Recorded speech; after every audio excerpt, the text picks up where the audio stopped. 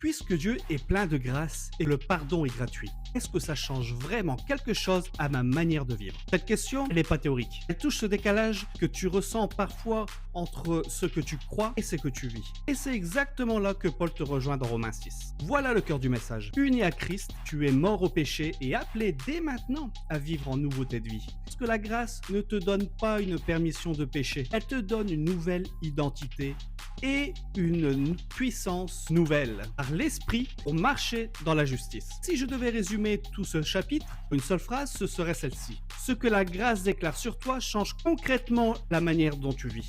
Paul commence par une question volontairement choquante. Allons-nous persister dans le péché afin que la grâce abonde? Et sa réponse est immédiate, certainement pas. Pourquoi? Parce que la grâce ne se contente pas de couvrir le péché, elle te fait sortir du péché. Elle ne te laisse pas là où tu es.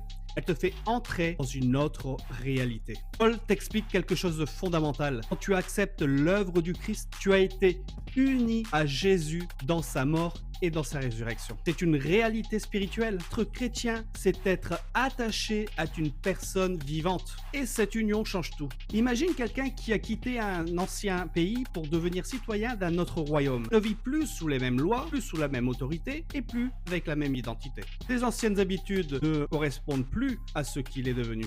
C'est exactement ce que Paul te dit. Tu peux encore ressentir l'influence du péché et il n'est plus ton maître. Tu n'as plus de droit légitime sur toi. Alors arrête de te définir par ce que tu fais de mal et commence à te définir par ce que Dieu dit que tu es. Tu n'obéis pas pour devenir vivant, tu obéis ce que tu es vivant. Paul va plus loin, il te dit le péché ne doit plus régner dans ton corps. Pas le péché ne sera plus jamais présent, mais il ne doit plus régner. Il utilise l'image de l'esclavage parce que tu comprends très bien ce langage. Avant Christ, tu servais le péché, même quand tu croyais être libre. Tu obéissais à des désirs, à des peurs, à des habitudes qui te dominaient et souvent tu appelais ça la liberté. Paul te dit, maintenant tu as changé de maître, tu es devenu esclave de la justice et ce paradoxe est magnifique. Parce que cet esclavage-là conduit à la vraie liberté. Pense à un instrument, un même outil peut servir à détruire ou à construire. La problématique n'est pas l'instrument, mais à qui tu le donnes. Paul t'appelle à offrir ton corps, ta vie, tes capacités, non plus au péché, mais à Dieu. Pas par contrainte, mais par reconnaissance. Alors pose-toi cette question très concrète.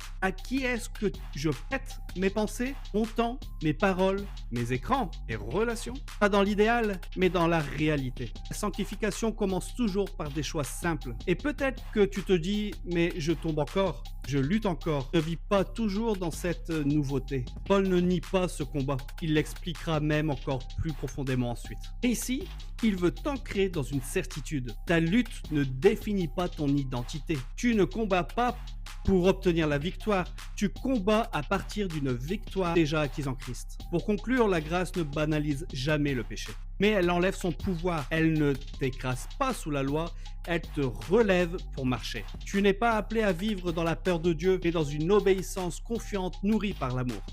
Alors aujourd'hui, choisis de te rappeler qui tu es en Christ. Compte-toi comme mort au péché et vivant pour Dieu. Non pas demain, non pas quand tu iras mieux, mais maintenant. Et avance pas à pas dans cette nouveauté de vie que Dieu t'a déjà donnée.